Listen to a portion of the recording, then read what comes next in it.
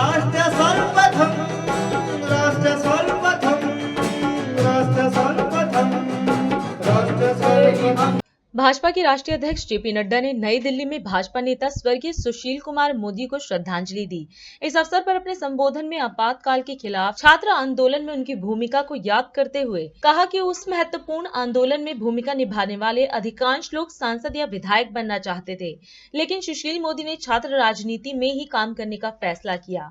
वहीं नड्डा ने बताया कि वस्तु एवं सेवा कर परिषद में बिहार के वित्त मंत्री के रूप में सुशील मोदी ने एकीकृत अप्रत्यक्ष कर व्यवस्था के कार्यान्वयन को सुनिश्चित करने में महत्वपूर्ण भूमिका निभाई। आज हम सब लोग अपने प्रिय नेता श्री सुशील मोदी जी को श्रद्धांजलि देने के लिए यहाँ एकत्र आए हैं। मैं अपनी ओर से उन्हें श्रद्धा सुमन अर्पित करता हूँ और ईश्वर से प्रार्थना करता हूँ कि उनको अपने चरणों में स्थान दे। सुशील जी से मेरा संबंध जब मैं 10वीं कक्षा का विद्यार्थी था तब से है। उनके साथ हमारी मुलाकात हुई तो मैं एक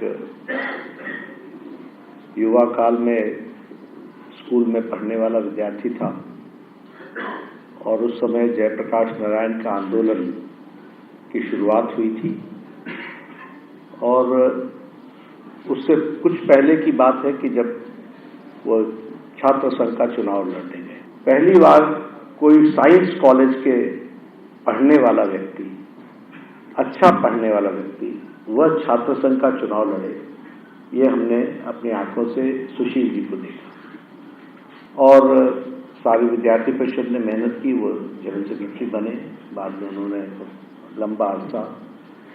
एक बात सिर्फ मैं कहना चाहूँगा कि आंदोलन में सभी लोग आए, बहुत से नेता आए उस समय, सोशलिस्ट भी थे, हमारी विचारधारा के भी थे, बाकी भी थे जिन्होंने जयप्रकाश नारायण के आंदोलन में एक अपना योगदान किया। लेकिन ईमानदारी से आंदोलन को और आंदोलन में ईमानदारी से अपनी जिम्मेवारी निभाना, ये हमने सुशील जी में देखा। लेकिन सुशील मोदी पूरे इमरजेंसी के दौरान जेल में रहे और उन्होंने वहाँ भी जेल के अंदर भी, जैसा भी हरिंदर जी ने बताया कि कई बार आंदोलन किए और कई बार विषयों को लेकर के उन्होंने वहाँ भी अपनी बात को आगे रखा। एक वाकया मुझे याद आता है कि जब 77 में आंदोलन समाप्त हुआ, इमरजेंसी हटी, तो सभी युवा नेता या तो कोई एमएलए बन रहा था या कोई एमपी बन रहा था और एमपी बनने की होड़ थी। और सुशील जी का कद इतना बड़ा था कि वो इनसे कहीं ऊंचे स्थान पर थे। ऐसे में उन्होंने उस समय गोविंद जी की भी प्रेरणा मिली उनको और उन्होंने उस समय ये तय किया कि नहीं, न मैं एमपी बनूंगा, न मैं एमएलए बनूंगा, मैं छात्र जीवन में काम करूंगा। और फिर उन्होंने लंबा अरसा छात्र जीवन में गुजारा।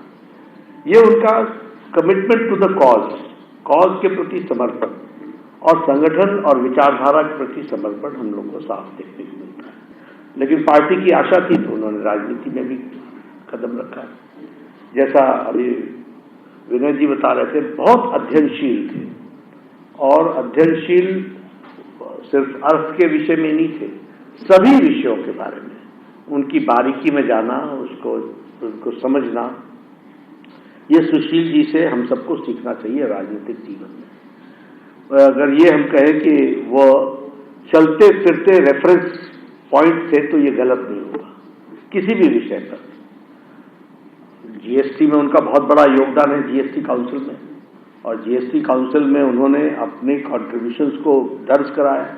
जैसा हर्षवर्धन जी कह रहे थे कि उनके इंटरवेंशंस नीतियों में परिवर्तित करने में बहुत बड़ा योगदान रहा है।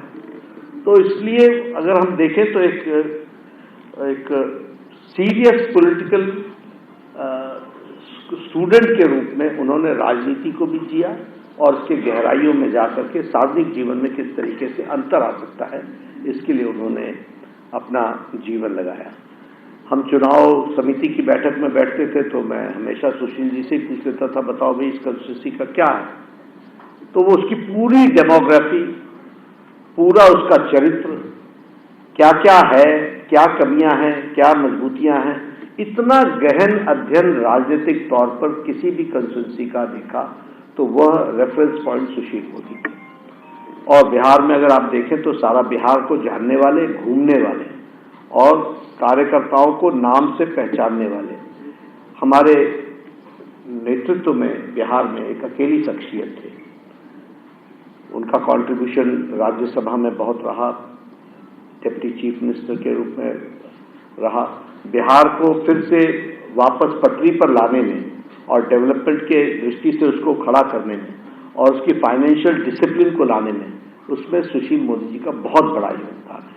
ये सिर्फ तभी समझ में आता है जब लोग राजनीतिक विज्ञान के तरीके से उनकी नीतियों का अध्ययन करें, उनके कार्यक्रमों का अध्ययन करें तो समझ में आएगा। बहुआयामी व्यक्तित्व के धनी थे। हम सब लोगों को लंबे समय उनके साथ काम करने का ही मौका मिला और प्रेरणा मिली। हम सब लोग उनको श्रद्धांजलि भी देते हैं। ईश्वर को स्थान दे। ओम शांति। राष्ट्र